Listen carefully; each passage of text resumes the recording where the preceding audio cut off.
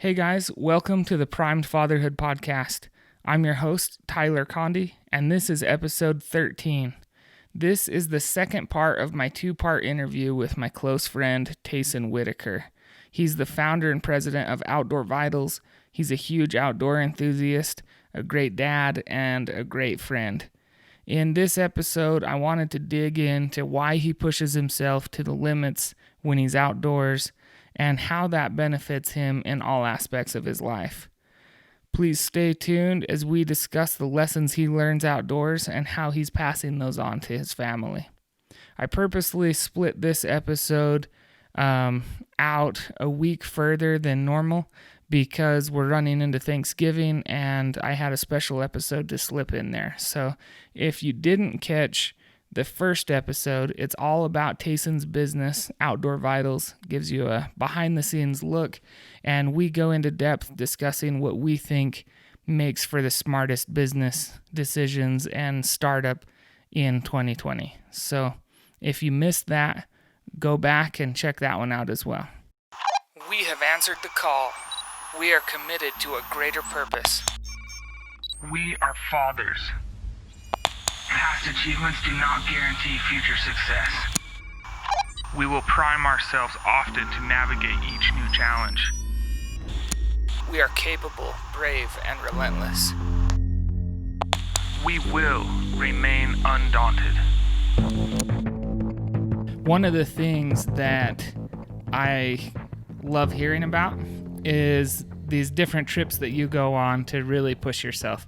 Like with Outdoor Vitals, you've told me that you've soaked your sleeping bag in the river and then slept in it wet all night to test your product. And then, you know, we've also talked about these other awesome trips that you've taken to go archery hunting and go to Alaska and stuff.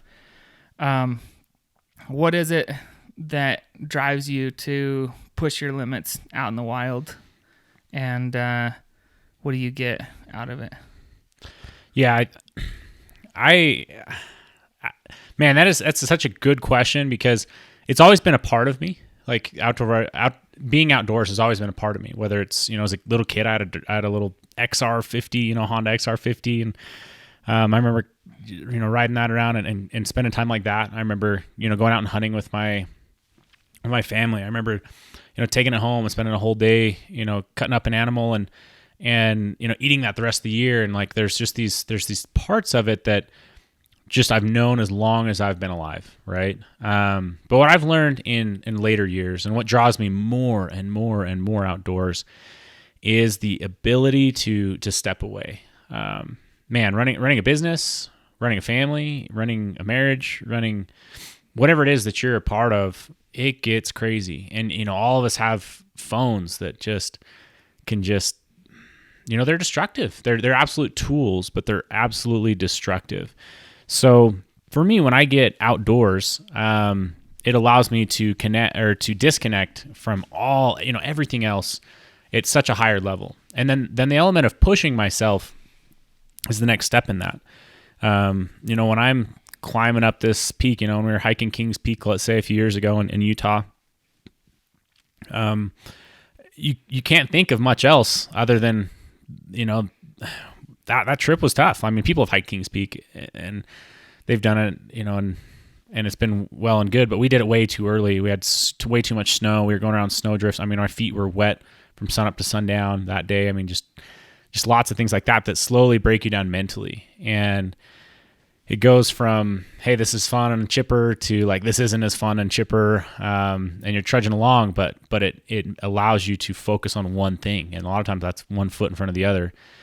And you just work and you work and you work and you finally get to the top of that peak and you look out there and you're like, holy cow, I'm on the tallest peak in all of Utah. I can see forever.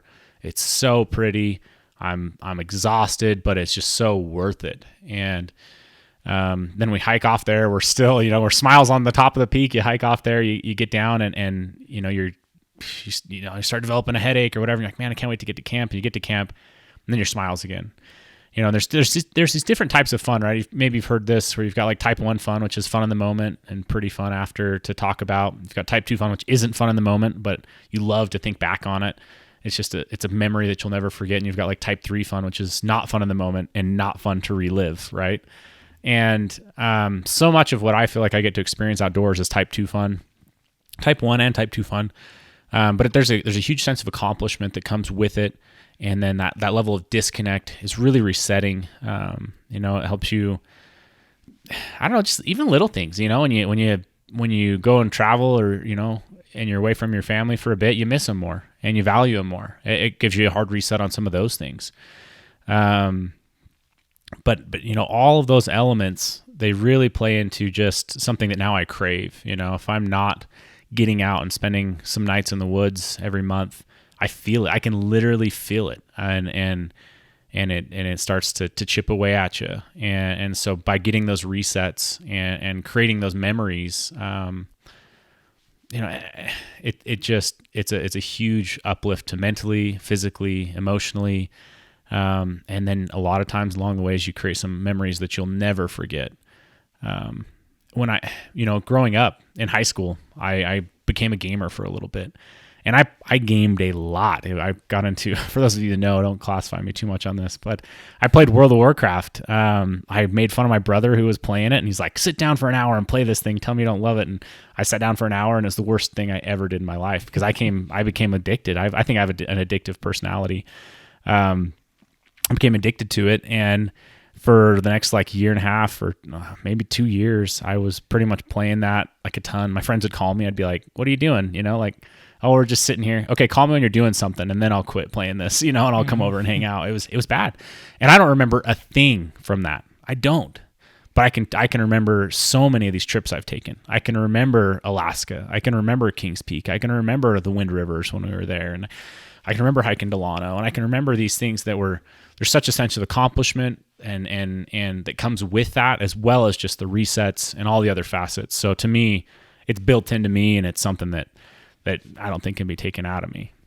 Do you think part of that is the competitive nature that you have, wanting to conquer these mountains or, be successful in this hunt or develop a new product that's better than what other people have done? Hunting can become extremely competitive, and hiking can become competitive to cross it off a bucket list. Hiking, I would say, is much more healthy for me because I hike with my employees who kick my butt up and down the hills. I'm just a bigger dude, right? I'm like 6'2", 6'3", and 220 pounds, and I got these little rascal of employees that are like 150 pounds. I'm like, let me stick a 70-pound weight in your pack and see if you can run up that hill like you're doing right now. But no, I love that sense of accomplishment, that sense of competitiveness. That is a big driver, and in my industry, through hiking is a big thing. Hiking from the tip of Florida to Canada or vice versa on the other side. The CDT and TCT trails, and when you really evaluate those, there's some people that do it to disconnect. They do it to disconnect completely and have 3 to 4 months on this trail. There's others that do it that I'm sure do it for a sense of accomplishment, to be able to say, I did it, I don't think that's bad. I don't think that's bad at all. I think that sense of that competitiveness or accomplishment drives us to become our best selves when we target it right. Yeah, I love that. I remember going on horse rides with my dad in the Beaver Mountains, which are quite remote. There isn't very many ATV trails up through where we would go, and it would take us all day to ride in. We'd set up camp. We'd be clearing trail as we would go, set up camp. It'd start raining. We'd be cold and miserable, and then we would ride out the next day, and you would be so saddle sore, and you'd be so frozen from getting hailed on and getting whipped by trees and things like that. And when I was in the moment, my dad was a good teacher in teaching us about the mountains and the plants and the horses and all of those things. But in the moment, it wasn't that fun. But when we would get off the mountain, my dad would always have us look back as we were driving away, and he'd show us in the valleys and on the peaks and stuff. Oh, this is where we went, and that's how we got over to this place, and this is where we saw that elk. And that to me was so gratifying to see that. And now in my life later, I look at some of those experiences and draw strength from those. Like when I'm having something that I'm running up against that's really challenging me, it's like, oh, well, this isn't any harder than some of those other things that I've been through. Do you ever pull anything like that? Or Yes, I had kind of a mentor of mine tell me that they like to get up and go on hard runs every morning or go do workouts every morning, because once they finished that, they mentally knew that they had done the hardest thing for that day. So anything else that was to come was going to be easier than what they had just done to themselves, right? And I still like to do that. I like to get up and work out and have that feeling of like, I've done something hard already today. I can do hard things, learning to do hard things. And you can definitely pull strength from those things. I can tell you right now, I could feel pain, and I could think back to 10 occasions where I'm like, this isn't nearly that level of pain. This isn't nearly that. It becomes a rite of passage almost. Even thinking back though about like what you were saying about going up on the mountain with your dad and thinking like, oh, that wasn't that fun in the moment. I have those too. But I bet like when you got home to your mom and you told her about the trip, like you were ecstatic. Like I bet you didn't say it with a frown on your face. You were probably pumped about it. And I think that's how it should be. Raising kids. I've got 2 little kids. I think that you should celebrate successes and achievements, but make sure that they know that they're loved regardless. But I'm not going to be someone who like downplays something that they achieved by any means. Like I want them to achieve things because I think that competitive nature drives humans to be better and to innovate and to achieve. But just making sure that the kids always know that they're loved regardless and accepted regardless. But I think that being able to have some of those things in your back pocket, being able to have done some really hard things, I think changes you forever, mentally forever. Definitely. I love that side of it, and that's what draws me out there as well. A little while ago, I had heard that you were taking your son out to go camping, just the 2 of you. He's only 4 years old. So what were your goals in taking him out there? Yeah. One of the most rewarding parts of being a father is sharing your own hobbies and passions, in hopes that maybe they'll be something that they pick up. They'll pick up their own for sure. So yeah, my little boy Atlas, he's 3. He's turning 4 next month. And this summer we took him out backpacking, just me and him. My brother ended up tagging along with his kids, which was really fun for him because his little cousins came. But yeah, the whole goal was like, how can I give him the experience of backpacking and make him have the best time, right? Because my goal isn't to like go achieve something, extraordinary when I take him out. It was just to let him experience it and have a great time and pass that down generation to generation. It scares the crap out of me when I see kids that just don't have any connection to the outdoors. What then becomes their outlet? What then becomes their connecting factor to themselves internally or to God or to whatever it is? To me, nature's always been that reset. And so I always want to perpetuate that. So this year, we took him out and we had a great time. I just made sure he had lots of snacks, his favorite snacks. And I made sure that he slept super warm. He had the best clothes. And I don't know, this kid could have easily walked as far as we went, but I carried him the whole freaking way because he'd walk for a second. And, and when we hike, we needed to hike like a mile is all and get into this little backcountry site that I'd planned out. And we'd walk super slow and we'd look at every flower and leaf and whatever it is. But I think he, at the end of the day, he loved the trip. He had a blast. I think it was a highlight for him. And then that becomes a win for me because then he wants to go back and do it again. I had even more recently, I'm usually someone who likes to go do backcountry hunting. I like to get out there away from people and just be me and the animals. I love watching animals and I love just being out there with them. And I decided to try to take him out there this year. And so we did, and we drove around and we spent some time doing some different things. And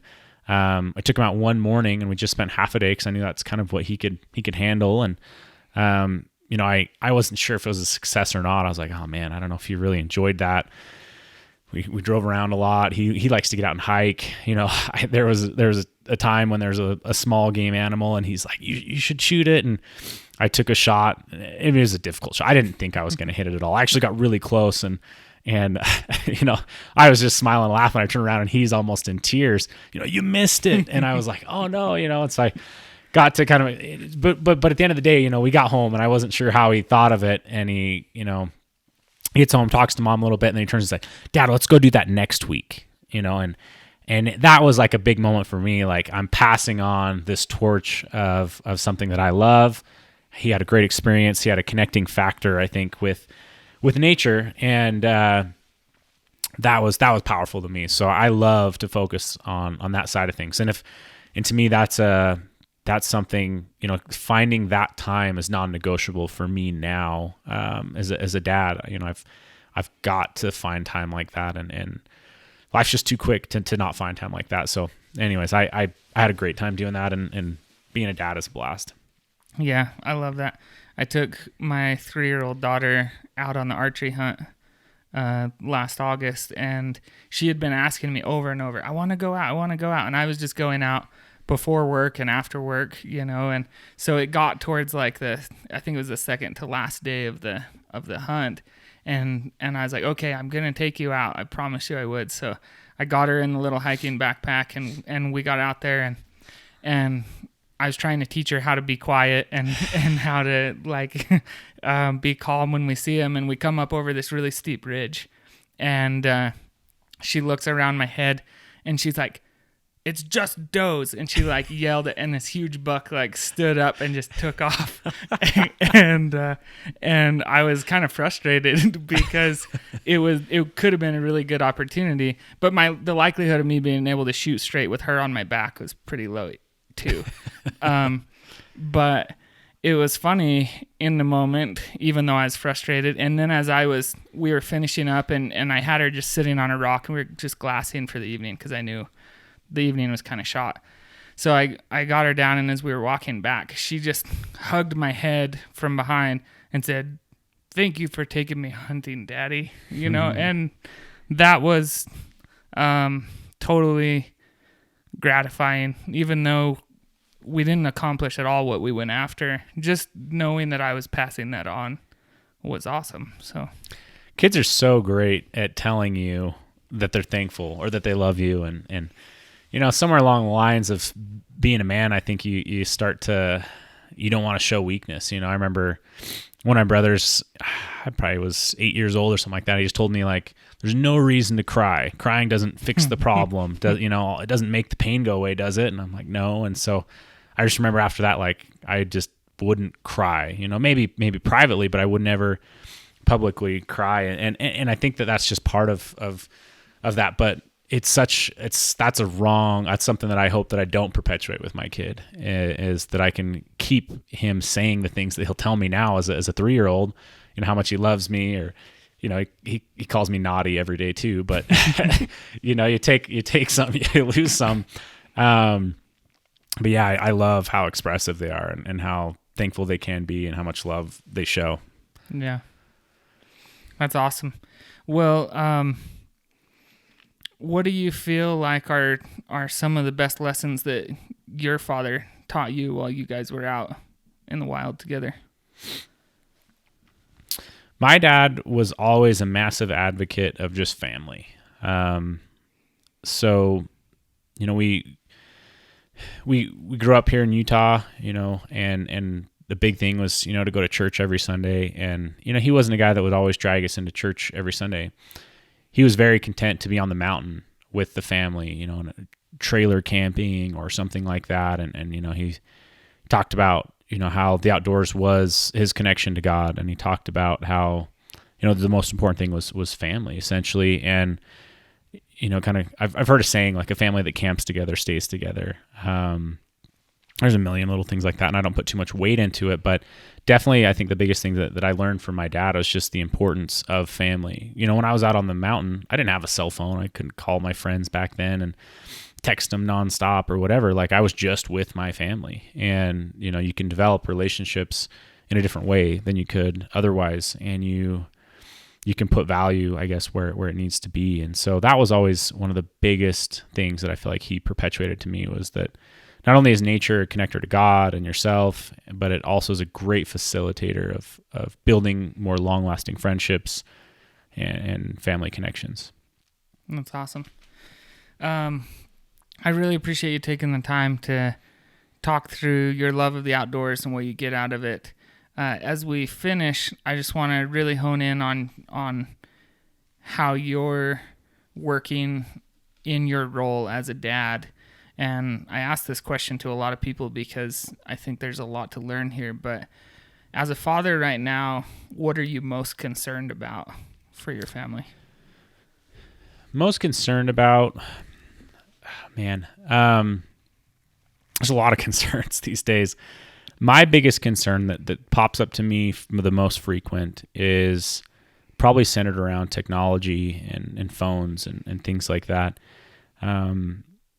They're so powerful at gamification, and that's something that I hate it because it's affected me in my life, right? As essentially people are so smart now that they can dissect how biologically we work, how our thought processes are, and you can use them for good and for evil, right? So with that power of technology comes a lot of fears for me. And so as a father, making sure that he is disconnecting from technology frequently and fortunately, man, he has been I'm mainly talking about my boy at this point because my daughter's only a year old, but he doesn't watch movies, and I love it, because he can, and it sucks to tend him because it's so easy to I just watch this, but I mean, he'll last 30 minutes into something and he just wants to be up and doing stuff.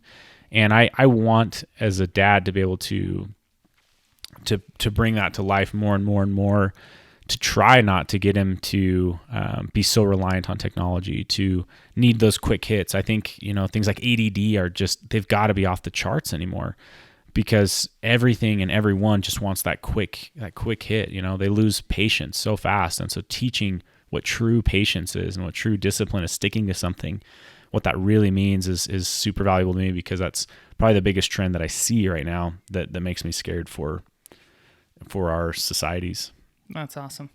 So, what are you doing to kind of prevent that or combat it?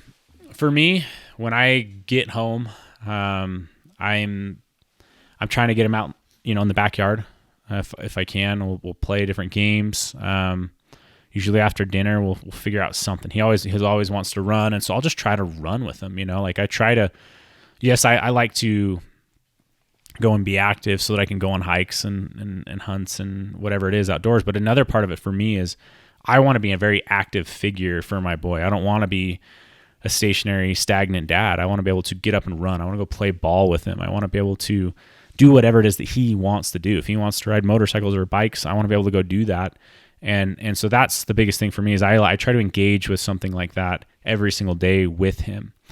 And my wife is a trained, went to school to be a preschool teacher, and so we talk about reading a lot.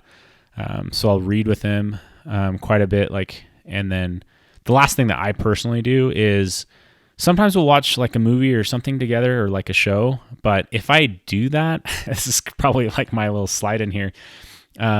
He's 3 years old, and he'll sit and watch Animal Planet with me. Mm-hmm. And that's the thing. If we're gonna watch a show, it's probably gonna be something like that to me still has some connection to something bigger and greater. And he loves animals and stuff, so it works out for us. But I'd say the one thing is I just try to every day do something active with him, whether sometimes it's too cold outside, we're just running, we're playing tag, or we're playing Nerf guns or whatever inside the house. But on the days we can get out, I can tell you how many times I've taken laps. He'll get on his bicycle, I'll get on a little scooter, and we'll just play cops and robbers or tag or something around our backyard, and we'll just ride and ride and ride. And that to me is I just consider that a win. That's awesome. Time well spent, and hopefully something that helps shape him for not falling in some of these ruts that are all around us now. That's cool. That reminds me of one of the things that struck me hardest in reading the 5 a.m. Club, which is a book about morning routines and how to be a productive person. But they talk about two mindsets, the mindset of the victor and the mindset of the victim. And what it boiled down to in that is he says the victor seeks learning, the victim seeks entertainment. And that always really resonated with me, and I kind of use that as a filter for how I'm spending my time and how I'm consuming things. And the way that you're talking about, if you are going to watch TV with your kids, you're going to watch something that can be educational and can inspire them to learn more about the world rather than just purely entertain. And I think that's awesome. So, yeah, I definitely love learning. I mean, that's just something that's always been a huge part of me, and I love watching him connect the dots too. That's always been a really fun aspect of being a dad. Cool. Well, we'll close with that, and I'm really appreciative of you coming on, taking the time to share a lot with us about your business and about entrepreneurship in part 1 of this interview, and then in part 2 being able to talk about the values of spending time outdoors and all that you get there and how that translates into a better family life. So where can we follow you and engage with you? Yeah, so obviously outdoorvitals.com, but if you love podcasts and you want to get outside, go tune into our podcast called the Live Ultralight podcast, or you probably search Outdoor Vitals and find us there on podcast too. And we're on a YouTube channel. So if any of this, sounds appealing to get outside, one of my biggest passions is not just creating the product, but you can have all the best product in the world and still not go use it, because if you've never backpacked before, if you've never gone hiking before, it's an unknown, and unknowns create fear. That's all fear is unknowns. If you turn off the light and you get scared, it's because you just can't see. It's an unknown now. And so what we try to do with our podcast, our YouTube channel, is to eliminate as many unknowns as we can, make you as confident as you can so that you can get out in the outdoors. The people that don't know how or don't go outdoors oftentimes still want to. They just don't feel like someone maybe passed the torch to them. So if that's something that's interesting to you, go subscribe to our podcast or subscribe to our YouTube channel, get on our mailing list, whatever it is, and start learning and get outside and disconnect and have better mental and emotional health in your life. So Facebook, Instagram, and YouTube is just at Outdoor Vitals, or Outdoor Vitals the name, and then the podcast is Live Ultralight Podcast. Yep. Awesome. Okay, thank you. Yeah, appreciate coming on. It's been my pleasure.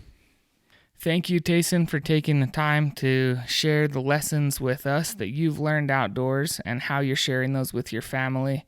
I think it's so timely for us to focus on helping our families to get disconnected and be able to learn how to interact with each other without the distractions of the technology, but also to be able to clear their minds and see what the real world is like, because that is becoming increasingly more challenging.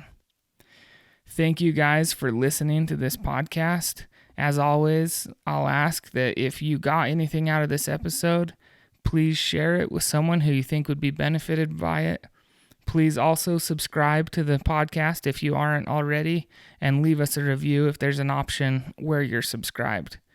If you want to add to the conversation about this episode or any other, or just connect with like-minded men, please join the Facebook group that we've created. It's called Primed Fatherhood, and it's just meant for men who want to be the best dads that they can be, to be able to go there and share their struggles, their successes, their advice, to seek advice, and to be supported in this awesome endeavor that we've taken on. So please join us there, and just remember to stay primed.